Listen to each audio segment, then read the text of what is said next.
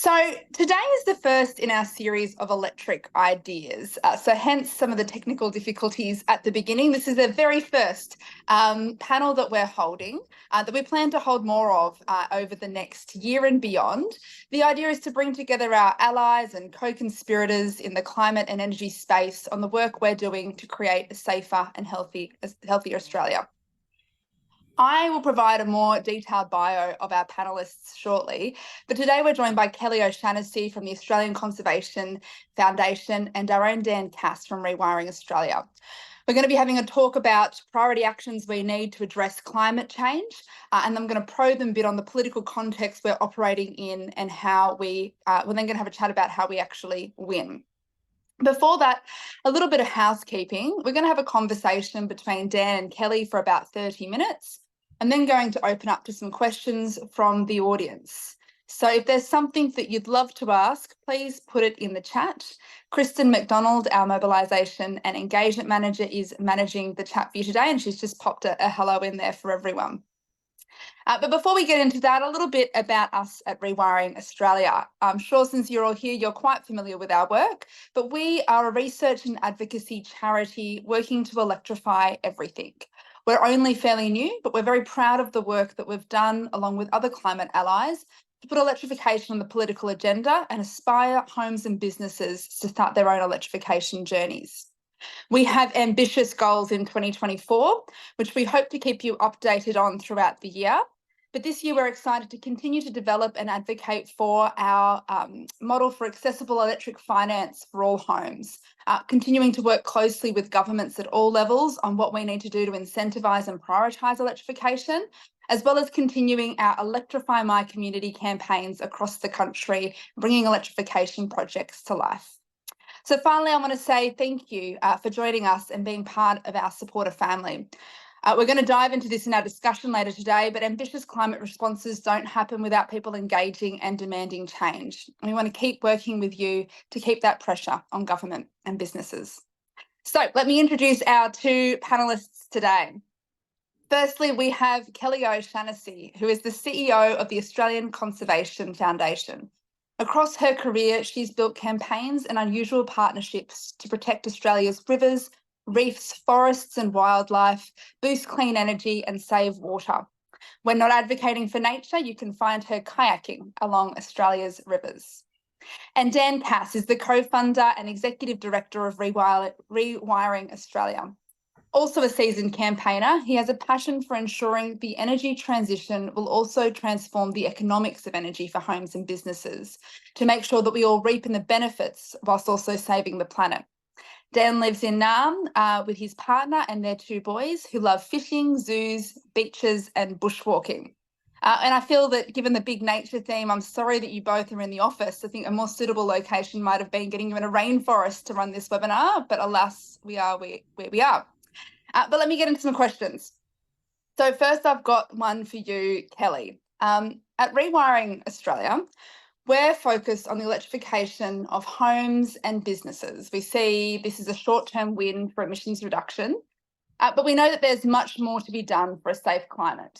ACF has a long history of working across a range of different environmental issues, which must be quite daunting. So how do you prioritise the campaigns that ACF's working on, and what are some of the current priorities there? Well, thank you, Kate, and hi everyone. It's really lovely to be here and be here with Dan, because we really love Rewiring Australia and the goal of Rewiring Australia, because it will help solve the climate crisis, but really also empower Australians to be part of that and to feel good to help solve the climate crisis and protect the future for the people that we love and the places that we love. So that's what I love about Rewiring Australia. And working at ACF is a wonderful honour to have. We started working on climate change in 1973. Can you believe it? I was not here at that point in time, but it's been a long-standing issue for us, as is protecting nature. And our goal is for a country where we all thrive, where humans and nature thrive together. So we are often choosing our campaign work around what are the biggest threats to that?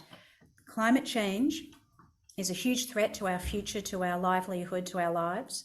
and to the lives of the wildlife that we love, the places that we love. So really all living things. And the biggest contributor to climate change and the warming of our planet is the way that we generate energy. And that's here in Australia and around the world. So for decades now, ACF and others have been working on shifting that energy from dirty to clean.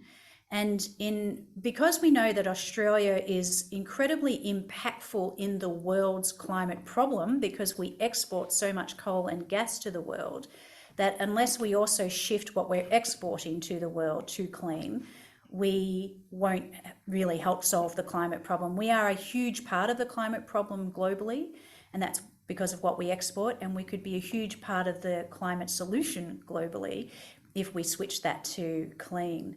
And so that's why we choose to focus on powering everything we can, including here at home in Australia, and our exports with renewables. That's why we've chosen that one particular focus in our climate area, because it's the single biggest thing we can do to solve the climate problem. And we're always focused on the climate problem. It is incredibly important that there's financial benefits to switching to renewables, and that there are jobs and industry benefits. And we've been banging on about that as well for 15 or so years, probably longer at ACF. But the reason why we have to do this really fast, and the reason why we need to go beyond, I think, economic rationalism when it comes to these arguments, is because we need a safe climate to live in. Just before I finish answering this question, we are nature lovers here at ACF. Many of you are as well, if not everyone. I mean, really, to be in Australia means to love nature. We're in the Kakadu room at ACF now. You can't see all the pretty pictures of Kakadu that are surrounding us here. But we need to protect nature to help solve the climate crisis. And of course, the climate crisis is driving, in part, the extinction crisis. And part of the other reason why I love electrifying homes is because it means that we can build renewable energy in our cities, in our homes, in our suburbs, in our towns. And that means we don't have to build as much out in nature. And we are seeing at the moment some renewable energy developments, particularly some wind farms in areas that just aren't really smart to build a wind farm. There's 54 million hectares of degraded land in Australia, so there's no reason why we need to be ripping down the bush or forest to build wind farms. And so it's a bit of a wicked problem that we're trying to find a sensible way forward in, because we can't solve the climate crisis by destroying nature. Sorry, I put myself on mute. I am working from home, and I work next to a working dry dock. So there's a bit of background noise. So when I'm not talking, I put myself on mute, and sorry if you hear it while I am talking. Thanks for that, Kelly. I think kind of showing the breadth of the work that you do, but also some of the complexities and tensions that exist. I might just jump back to household electrification. Dan, this is a priority for Rewiring Australia's work. Obviously, it's occurring in a broader context, but why is electrification of homes and businesses the area that Rewiring Australia focuses their work on? Right. So, look, I'll go back in history a little bit, not quite to 1974, but I did first work on climate in the 90s when I was at university just around the corner at the University of Melbourne. And I was really honoured to represent the Australian Conservation Foundation in 1992, at the Rio Earth Summit, the United Nations Conference on Environment and Development, which created the climate law we're now currently under and trying to fix with Paris agreements and the NDCs and the ratcheting up, and also the other environmental global governance systems that we have and are trying to improve.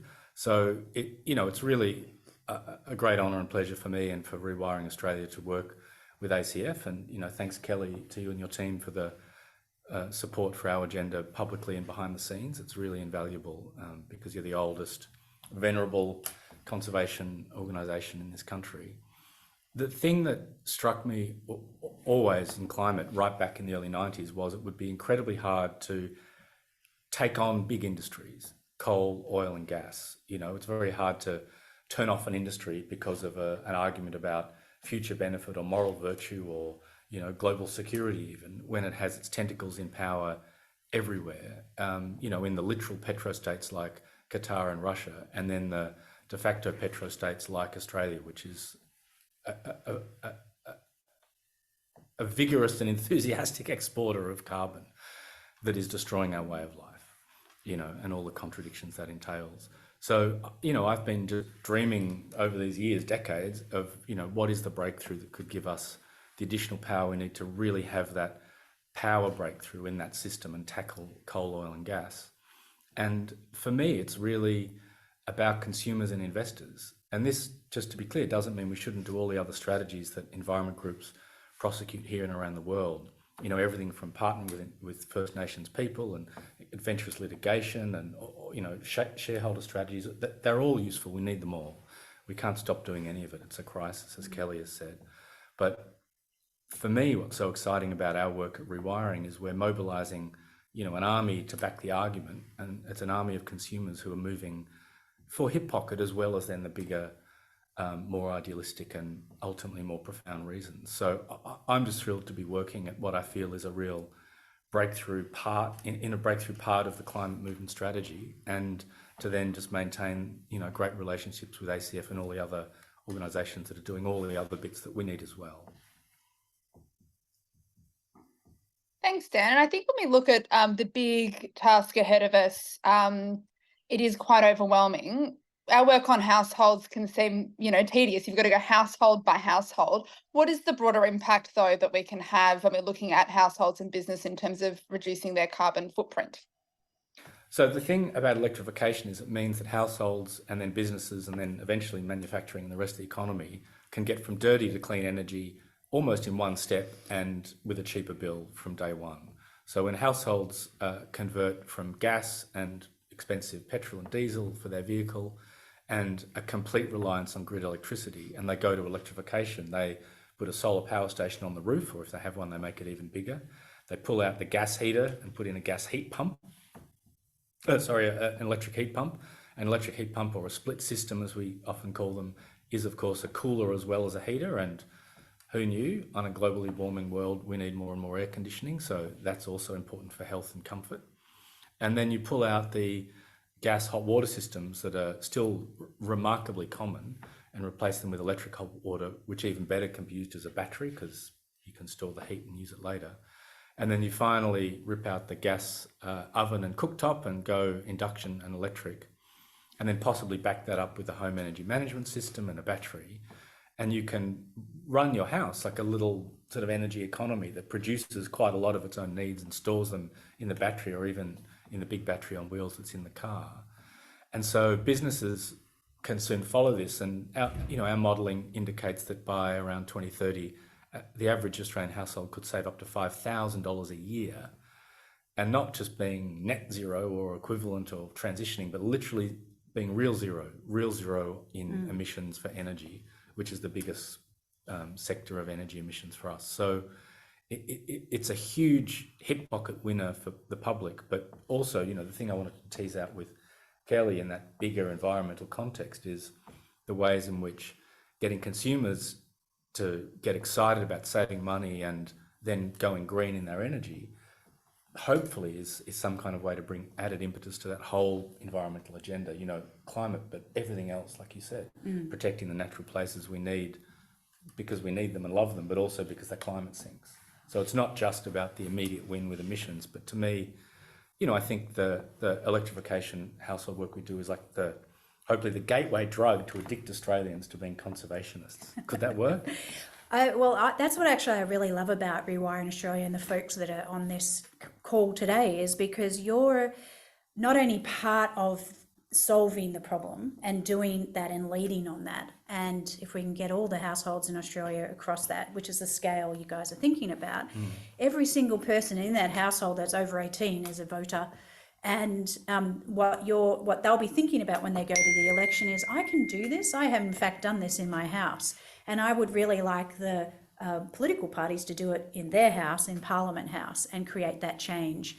So building, it's really part of inspiring us all to know that not what we're facing is scary. And the letter that was out yesterday by the climate scientists That if everyone Right. saw where the world's climate scientists signed a letter saying 1.5 degrees is very difficult now.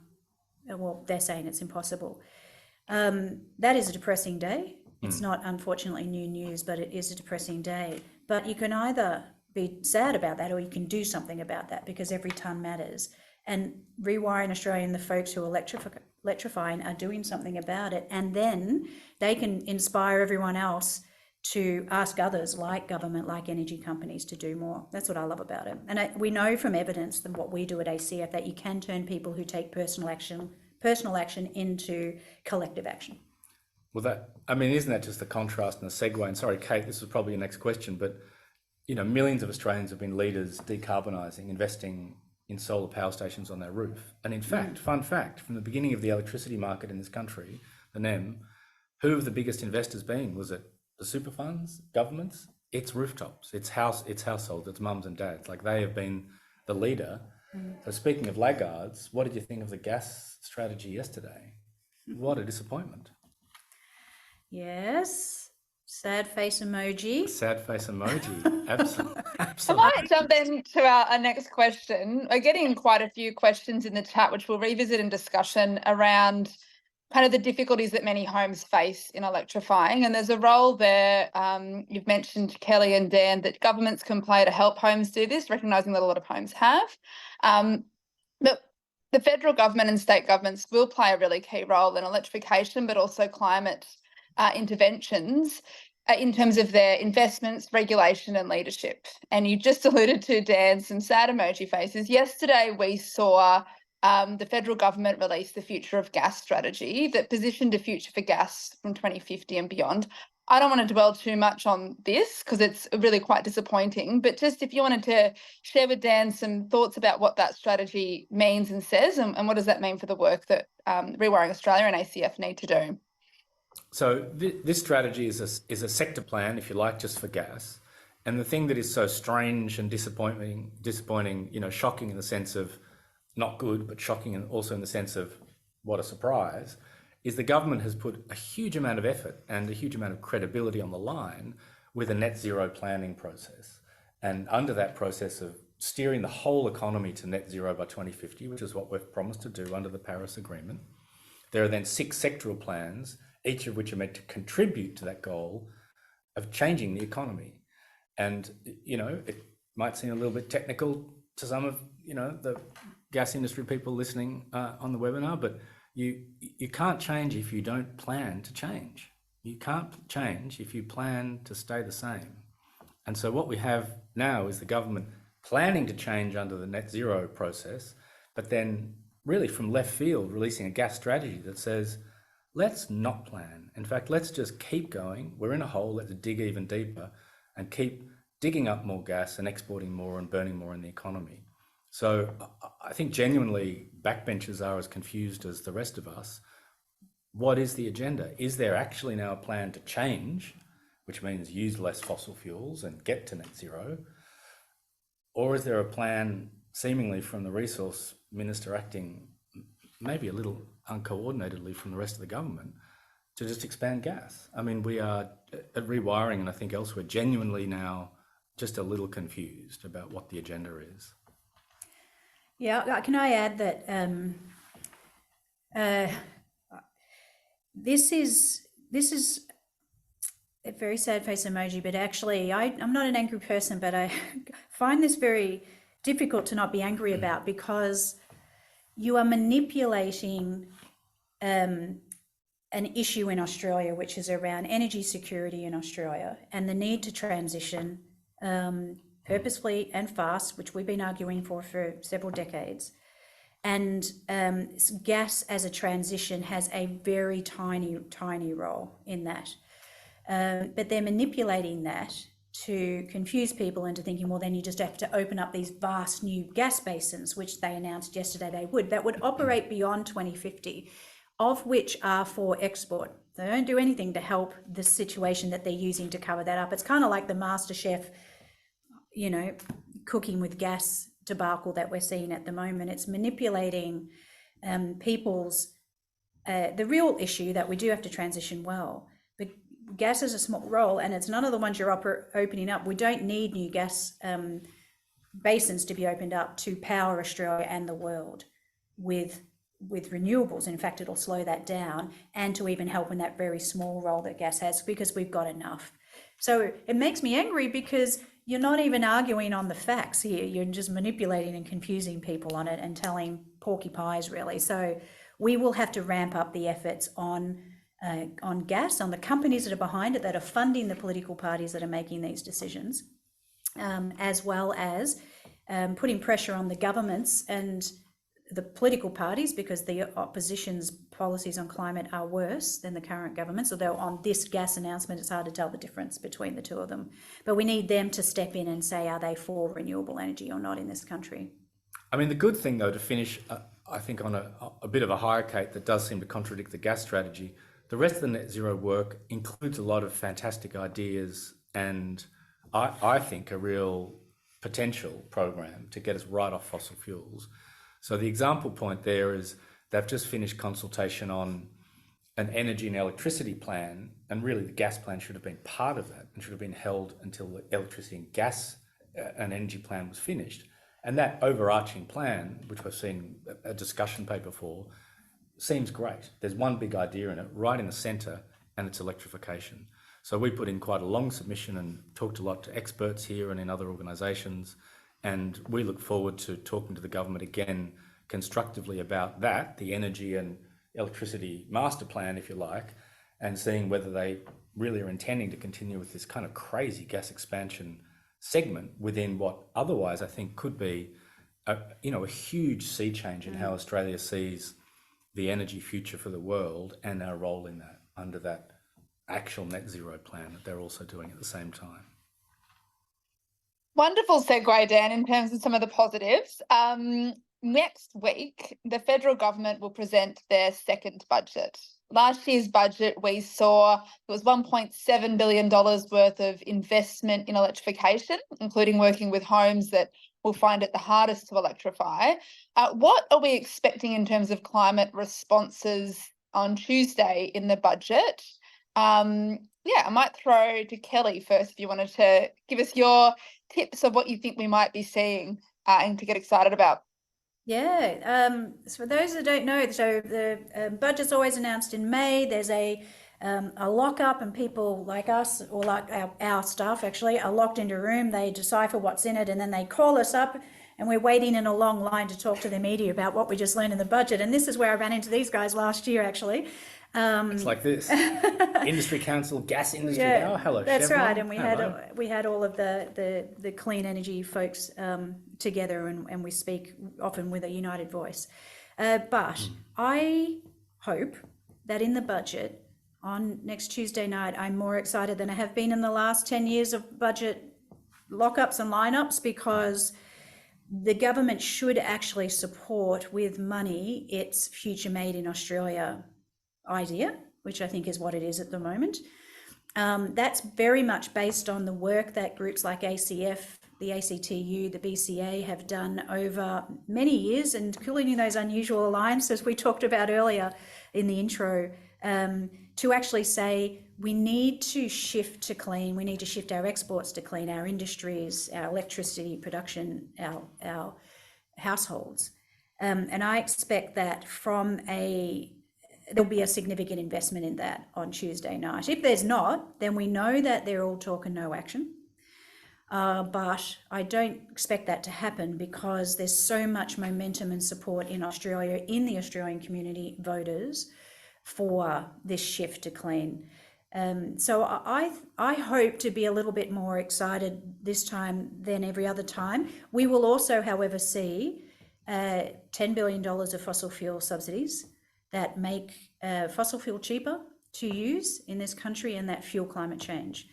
And so if you shifted that $10 billion a year into clean, that's $100 billion over 10 years, which is what we've been asking for, to really transition Australia's economy to get to that net zero goal that we want, but to also grow, to have secure jobs, to have a strong economic sectors, and to have a strong economy, which is important to have in a democracy.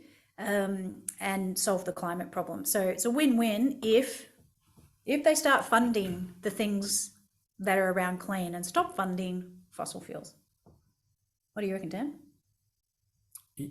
Yes, well, we were really thrilled last year to get $1 billion in the clean Can I energy. just butt in, Dan? We've got a question of someone asking what was actually delivered last year in the 1.7. So do you want to tell us what was delivered last year and what you'd like to see this year? Right, good. Thank you, questioner. So there was $1 billion shifted within the Clean Energy Finance Corporation, so that's Australia's green bank. So $1 billion shifted from infrastructure, transmission infrastructure, to households. And we've been advocating this for quite a while.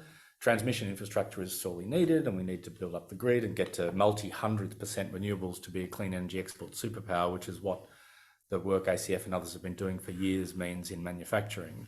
But there's a more urgent need to get money in the pockets of Australian households to start making that transition off expensive, dirty gas and 100% grid electricity and into solar self-production and electrification at home. So there's $1 billion fund for households to borrow at a concessional rate. We also advocated for $300 million in grants from the Commonwealth, matched with 300 from states, and that's currently still in negotiation between the states, but we do expect we'll see $500 or $600 million in the end made available to fund upgrades for social housing. And because people in social housing are disadvantaged, these can't be commercial or even concessional loans, so these are just grants for the owners of social housing to do the upgrade on behalf of the tenant. And then there were two other announcements the government made in the budget and soon after, $200 million in tax concessions for small businesses to do electrification. And just the science behind it, a lot of the energy used in small businesses is just the same as in a building. You know, a commercial building is like a home. You've got to keep it warm for people in winter, cool in summer. You might do some cooking, and you've got to heat up hot water and provide electricity for, you know, computers and all the machines that are running. So the same principles apply for decarbonisation. And then there was 100 million just for local government to do essentially the same thing, but sometimes in, you know, more funky settings like pools, where there's a chance to really use masses of solar on the roof, and then even load shift and so on for the heating profile to improve the energy performance of the asset. So we were thrilled last year to get those funds through. This year we're not expecting more money towards those programs, but we, you know, might be pleasantly surprised. What we're really working on with the government behind the scenes is that bigger picture transition that, you know, you were talking about, how to get the whole economy off this dirty drug of coal, oil and gas.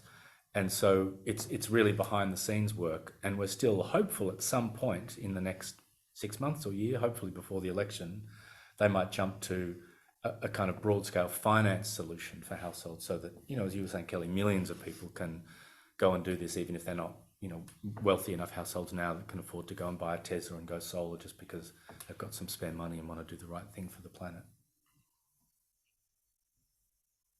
Wonderful. Thanks, guys. We're going to shift away from politics and actually talk about some of the strategies we use to win and see the change that we need. So both Rewiring Australia and ACF utilise strong supporter places to place pressure on government and businesses to take action. So firstly, Kelly, what are some of the strategies that ACF uses to engage and build power within the communities that you work with? There's a saying that I really love, is the power of the people is greater than the people in power. And I think we should never forget that. We are in a democracy, and political leaders do come and go, but we are able to continue to shift. We as humans and Australians are able to continually build and shift our power. So we believe in that very strongly at ACF. We really have a large community of supporters, and we build that up purposefully because the power is really in the people. And we have lots of local community groups who focus on, whatever's right for them. It's always linked back to our goals. But the ACT community group, and I think I saw Sarah Reid coming up there. Hi, Sarah, who was on our board at ACF, also very active in Electrify Canberra work. And our community group there is very interested in that. Some community groups worked very strongly on talking about climate action and why it's important to communities that live here now from other places. So a lot of migrant communities work on that. Some connect very strongly on nature, but it's always back up to the goal of powering everything we can with renewables. And in the nature area, protecting nature. But the other thing we do beyond the 700,000 supporters that ACF might have directly, that we can talk to directly, is changing the story out in the world. We invest a lot in the right words that work, words to use and words to lose, and narratives that work to get the goals that we're trying to achieve. And we then push that out into the world through our media, through our social media, so that we can reach 25 million Australians, not just the 700,000 who will be active with us. And that gets back to really a lot of the values that we share about why we want to electrify our homes. And for a lot of people, it's because we want to be part of a better world and to solve the climate crisis and do what we can there. And for some, others, it's for different reasons. It's a good financial, makes sense. A good mate that I used to kayak with, actually, he and I never agreed on much at all, but he put solar panels on his roof very early on, total early adopter, for economic reasons. And then I told him about the climate great that he's doing. He felt good about that. So that sort of narrative shifting is really important, because if you remember 10 years ago, it was really hard to talk about climate change. Is it real? Is it fake? Etc. etc. That narrative doesn't exist in a country anymore because we've shifted it, and it took a long time to shift it. And without shifting what people have in their hearts and minds, you really can't then shift the politics, you can't shift the economy. So that's one of the key ways that we work on moving Australians. Thanks, Kelly. And Dan, at Rewiring Australia, we've been working with a growing group of communities across the country with Electrify My Community campaigns that Kristen is leading. Can you tell us a bit about those and what opportunity that creates? Yeah, I would love to, because they're really, amazing, inspiring groups, because they're formed, with their neighbours, with no support from government or industry or grants or anything, and really got together and said, look, let's get on this bandwagon of electrification, not just as individuals, but as a community. And there is so much more power for people when they work together with others in their local area, in particular, where they share the same place, and they love the place they live. You love the school you're in, and you love the neighbourhood that you have. It's it's a way of people bonding over something that's held in common. That's more than just the individual stuff that's under everyone's roof or in their driveway. So I think it's amazing that people are doing this. Because times are tough out there. Cost of living is a crisis, and a lot of people who are even in quite middle class jobs are struggling financially. And the idea that thousands and thousands of people are talking to their neighbours about how they can all go on an electrification journey and ratchet down their carbon use and increase their health and eventually cut their bills for everyone is fantastic. We put out a tender to see how many groups might want to work with us, and were absolutely overwhelmed. I mean, I think there was more than 100, Kristen said, around the country, all in different stages of formation. Some were really just early on the journey, but some are incredible. I mean, they're just classic grassroots sort of entrepreneurial geniuses who've pulled together people in their community. They're having shows, they've got the local mayors involved, they're doing sort of really like community trade shows, in the paddock of that town, or out in Burundara last year, with the opposition leader and several politicians, and Alan Kohler up on the stage. So it's just extraordinary. They've really come to us, and we can't take credit for their good work, but we're now helping them with a little bit of money and a little bit of mentoring and coordination, and just seeing how these genuine grassroots communities are absolutely thriving. And I think with a little bit more funding and coordination from the broader climate movement, perhaps, or even philanthropy, I think that this sort of grassroots electrification community movement might really dramatically electrify the election and the whole election context for all those issues that we care about. Beautiful. Now we're about to move into questions that we've gotten from our participants, but I've got one last Question for you both about your own electrification journeys. This has come up quite a bit in the chat as well, and I think we might need to schedule an entirely separate webinar just on the practical tips and tricks of electrifying. But Dan and Kelly, where are you guys at in electrifying your homes? You go first.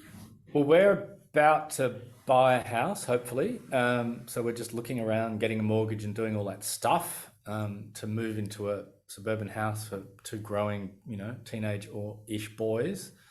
So hopefully, an electric lawnmower and leaf blower, hopefully lashings of solar, and not just on the north, because we now know that if you put a bit on the east and a bit on the west, you get the morning sun, the afternoon sun. Particularly the afternoon's valuable. Come home from school when it's hot, you want the aircon on and the fridge cool and so on. Hopefully batteries or an EV, we're looking around. We'll probably start with a smaller electric mobility device. Dr. Saul Griffith, our co-founder, says everyone's gateway to electrification should be an e-bike because it's the world's best form of transport. I did ride on one that he invented and designed up in where he lives, and I don't know, everything Saul makes seems to go a little too fast for my comfort zone. But anyway, I'll get a slow old man's electric bike. And the thing I would love, Kate, if we can get a house and we can afford it with the mortgages, I've learned you can get a heat pump central heating and cooling system, which I'd never heard of before. So there's hydronic heating in all the rooms of the house, powered by rooftop solar, of course, so it's very green. But there are even now these heat exchangers that can pump cool water in during summer, and there's little fans that blow the cool air around the lounge room and around the kids' room. So that for me would be the luxury EV journey. The luxury electrification journey if we can manage it. I think my family, or my partner's family, just did that. Actually, they took me to their house and proudly showed me their new heat pump. It was great. I live in an apartment, and it's already electrified other than gas top cooking. That's the only gas thing in there. And when we bought it and went to get rid of the gas top cooker, because I love the induction, back from the old Maggie Beer days when they used induction all the way back then, there wasn't enough electricity available in the building you'd have to upgrade in the wires, you had to upgrade everything. And so we went, all right, well, let's join the committee, the organising. There's about 100 apartments where I live. Let's join it and get on there so that we can electrify the building, because it is going to require complete change to the electrical. I don't understand the detail. My partner and the electrician talked, and they said, we don't have the phasing or whatever we need. And so we're going to be changing that, because this building needs to be able to deal with EVs. There's one electric vehicle in our entire building that I've been able to find, and that person building a car is stored close enough to her apartment that she could just have connected up the electricity to her apartment and charge her EV that way. It's not available out the window, out the laundry window. Yeah, I think it's hidden in the roofs, but yeah, pretty much. And so I understand how hard this is, and also I'm a bit in two minds. Our neighbours, we live right next to the Yarra River, and people love nature, and they're really keen to put solar panels on the roofs, but the roof of apartment buildings also is often a small area because they're higher rises. And it's going to cost a lot of money to do that. And I'm like, I think we should really think carefully. Do we do that knowing that we are trying to move the electricity grid to be powered by renewables? Or do we get this building infrastructure ready for electrification of cars and of everything else, which is really only the gas cooking in our building? So we're just sort of taking that step back to get that right. As opposed to doing the immediate thing that might seem right and might make us feel good because we're producing electricity from solar panels, but will cost money and then slow down the other elements of electrification. If you have an electric vehicle, and we will have to all have them in the next decade or so, that is a battery source. We all know those arguments, so it's a very good thing to do. That said, I'm really want solar on our roofs because I like the idea of us all being part of energy generation that can help power the grid. empower Australia, and that we've got a part in that. So we're quite electrified, but that's because it was already there before we moved in. And those big conundrums we're actively trying to work through with 100 other owners and occupiers of our apartment building. Brilliant. Thanks, guys. It sounds complex, as we know that it is. And as I mentioned, I think there might be something else in there for us to dive into this in a bit more detail.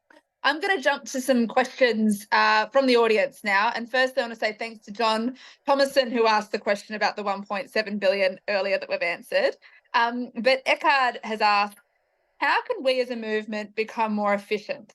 How can we combine forces with all other environmental groups to have more impact and bring about change? Well, I'll give it a go because I've answered this question for my whole 10 years at ACF. It seems to you outside that we don't collaborate and work strongly together, but we do. There's networks that are formalised networks that organisations like ACF provide some support to exist, that connect the climate ENGOs and that connect nature. There's a different one for nature. And we share our strategies and we devise our strategies knowing what other people are going to be doing and what also their theories of change are. And we don't repeat that. So one of the reasons why we were really happy to help Rewiring Australia sort of just get started in Australia was because it was unique. There was no other entity in Australia that was doing what Rewiring Australia would do, and ACF was not going to do that. So by just helping out a little bit at the start, we could fill a gap. But we wouldn't have done the same thing if it had been an entity that's just repeating what someone else is already doing. So we do collaborate. What happens, of course, is that we're all funded by donations and people like you, so you're often hearing from us differently to enable that funding, but the collaboration is extremely strong across the environment and climate movement in Australia. And if you're hearing differently, I'd love to talk to you and hear those examples. Yeah, I think that's true. Cool. Anything else to add, Dan? Nope. Great. All right. Let's Good race question. through. We've got a few more questions to get through. So Hamish. Honk blows again, Kate. Hamish has asked, here in WA, the state government has just announced a one-off credit of $400 for households and small businesses. Are there smarter incentives that governments can consider which to drive increased electrification? Can I answer That one's for you, yeah. Yeah, Saul and I were in Perth in the great state of Western Australia a couple of months ago and had a really great meeting with the backbench Labor committee in the government. About 15 backbenchers moved in and out, and also the energy minister. And then we had probably more than an hour with Reece Whitby, the Minister for Energy and Climate.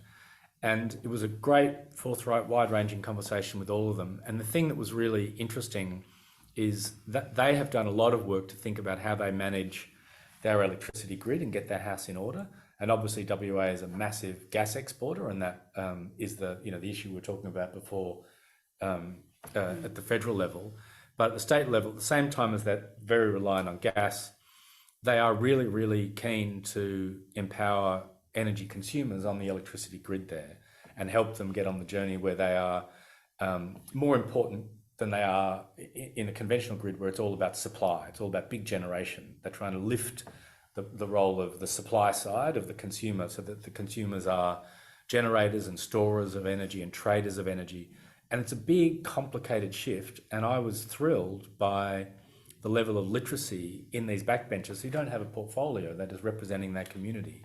But they'd been on this, along this journey with AEMO services who are advising the government about what a future, consumer sort of focused or reoriented grid is like. And of course, there's huge emission benefits because, rooftops don't build coal and gas mines on their, households don't build coal and gas generators, they put solar on their roof. So there was a lot of interest. And the subsidy question that came up was, why would you keep throwing $400 or $600 or $1,000 per family to help them get through one bad winter bill or one bad summer bill, which in the end really just flows to the big energy companies who run the grid and own the generation, when a subsidy of around $1,000 as a concession for the finance that you lend households, so giving people a cheap loan to do all the things, which cost the government about $1,000 over the life of a loan. And if you do that, they get off expensive fossil fuel gas completely, like your apartment building. And, when they're freestanding houses or townhouses, they substantially generate their power from solar, which will always be about a fifth as expensive as grid solar. So great question from WA. We're encouraging that government and all governments to think very carefully about reorienting subsidies that are just a handout that puts a patch on the leak to fixing it entirely. And we were pleased to see in New South Wales recently the government following our advice and advice from others and doing this with the energy subsidies for disadvantaged households. So instead of just getting a few $100s every winter to just patch the rises in the bills that keep going up, you can sort of cash in 10 years at once and get a solar system which will just keep going for decades and reduce your bills, and well, you'll feel better about the lighter footprint you have on the earth. So great question, lots more work to be done there. Wonderful. We might just move on. I've got another technical question, not technical, policy-ish question for you, Dan. We've gotten a lot of questions about electrifying rentals and commentary on just how difficult it is. I think we need more time to dive into all the details, but what are the regulatory, finance or policy changes do you think that could help? For renters or generally? Renters to electrify.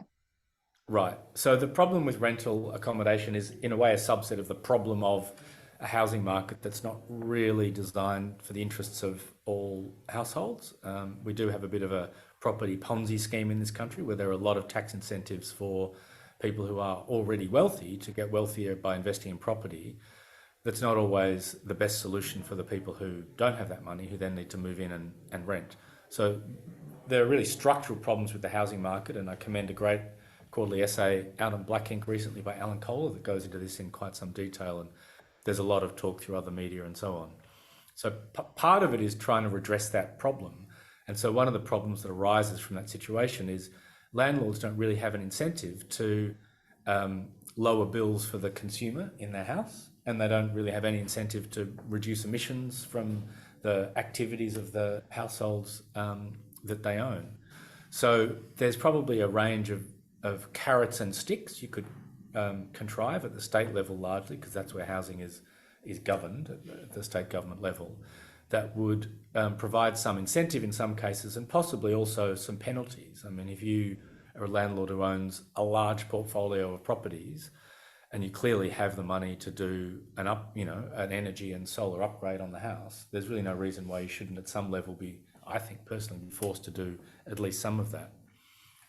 But there are also lots of what economists would call, nudges that you can create through changes to, for example, the laws about information provision in rentals.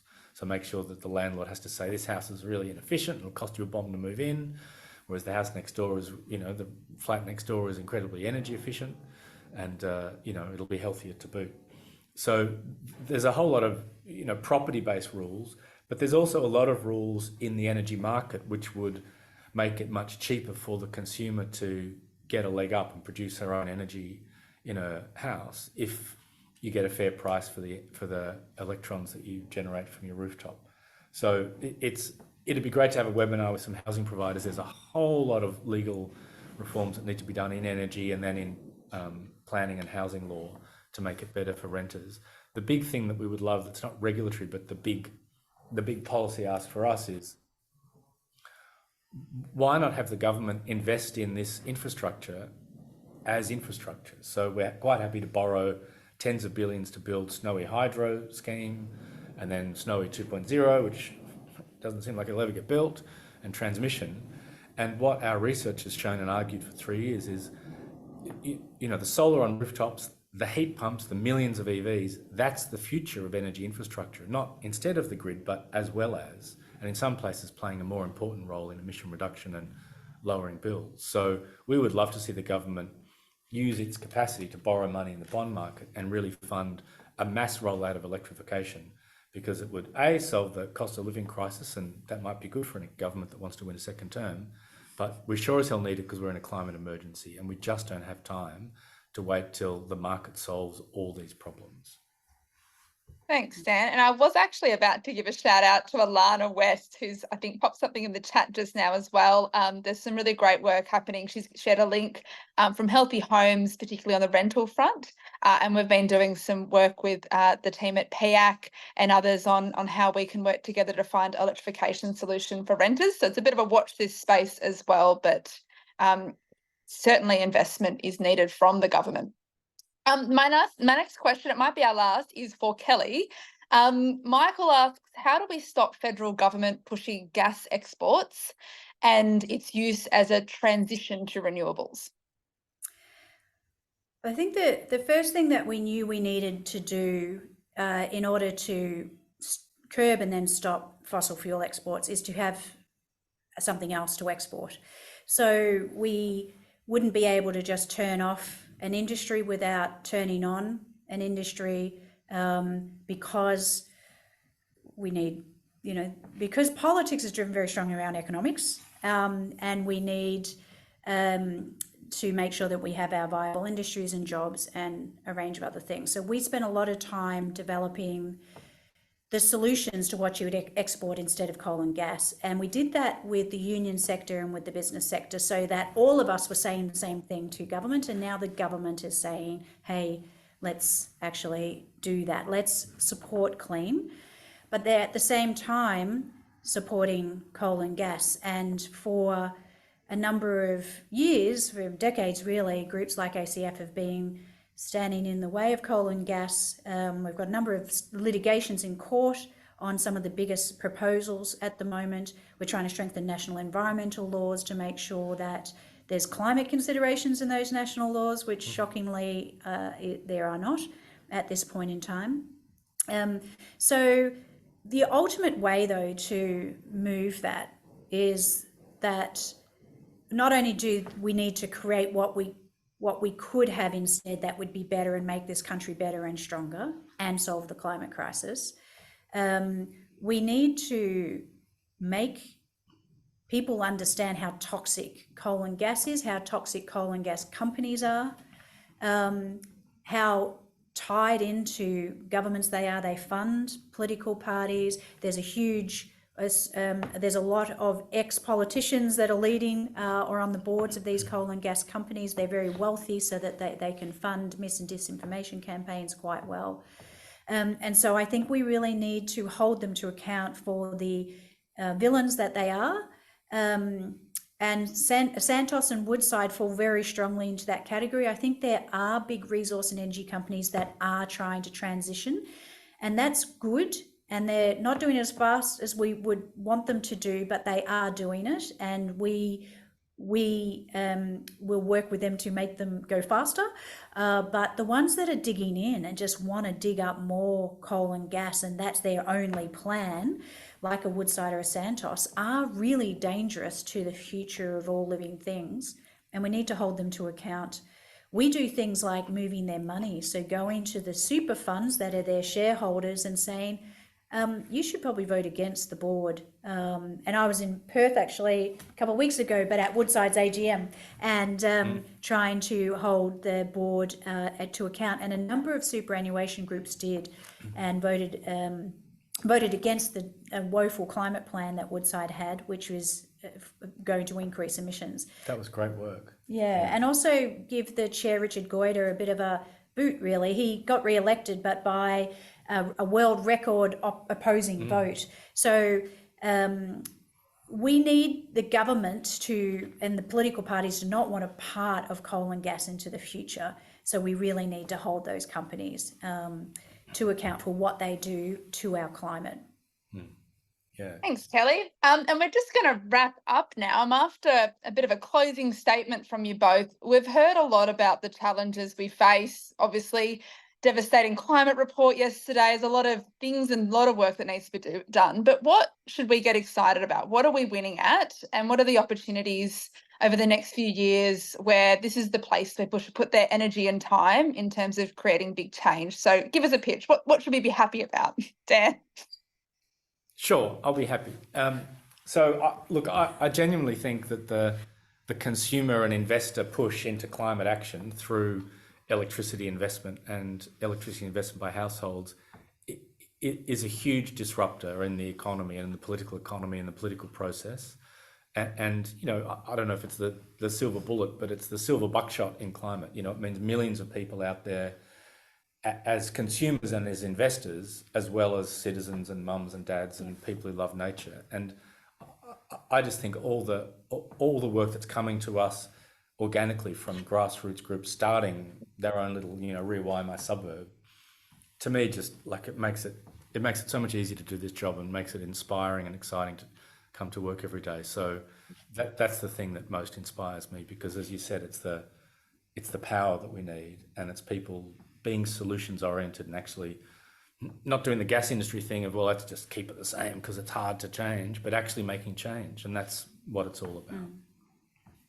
Yeah, in my job, it can be a bit sad sometimes, a bit depressing. So you have to have little systems in place to keep you focused on what you're achieving and what we are all achieving. So I have a little trick that I always look backwards to dream forwards. And so when I started working in the non-profit sector, which is probably about closer to 2 decades ago, I've always worked on the environment, but I've actually worked in corporate business, government and non-profit. But when I started non-profit, we were having debate about whether we should produce 3% of our electricity from renewables. And there was a whole heap of opposition to that.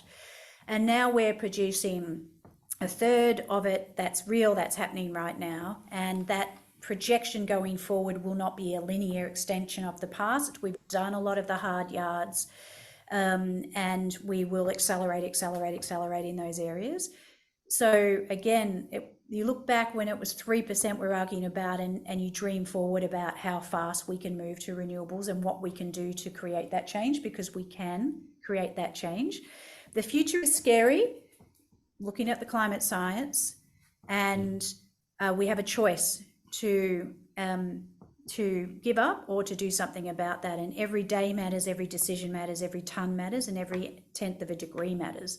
And we are, as scary as the announcement yesterday from the climate scientists, their predictions about what the global warming will be was lower than what it used to be, because the world is taking some and nowhere near enough action on climate change. We just need to keep driving that, because every decision, every ton matters. And we know that the future is set by those who take action today. So let's keep going. Thanks, Kelly. And I think you're being very modest to both of you. I think we're doing wonderful. You've both doing a wonderful job of getting things on track and getting things moving. And we've seen some huge change just in the last few years as well. But as you can hear in wrapping up, there's lots of work ahead for both our organisations and our broader movement. So we're going to be really interested to see what we're going to see in the budget on climate action next week. And we'll be sure to keep you all posted on what we've won, but what we also need to see happen. And it wouldn't be a webinar if we didn't leave with some actions for you all. So first of all, please sign up and keep abreast of our work. Social media, mailing lists, drop us a line and we'll be in touch about events and mobilisation actions we have coming up. And then also take action. We talked today about how governments are going to take action based on being told to by the people who vote them in. We have an email your MP tool at the moment, an easy letter, a way that you can send an email to your local MP about investing in helping homes electrify. Kristen's going to share that in the chat. And lastly, consider supporting ours and ACF's work. The end of financial year is coming up. We're both tax deductible charities, and taking on the fossil fuel industry takes lots of money and resources, so we would love your support. But finally, thank you again for attending. We will be hosting more webinars this year and would love to have you join us. Some of the topics we have coming up is a webinar on our Electrify Everything loan scheme, the proposal we put together. And we're also really keen to connect you all here with some of the work that's happening across the ditch with rewiring Aotearoa and our friends in New Zealand. So please stay in touch, and thank you for your wonderful questions. I'm so sorry we didn't get to them all, but they are going to provide some great inspiration for the next in our installment of Electric Ideas. Thank you all and have a lovely weekend. Thanks, Kelly. No problem. See you Yeah, later. and thank you, Kelly and Dan. Sorry, the biggest thank you.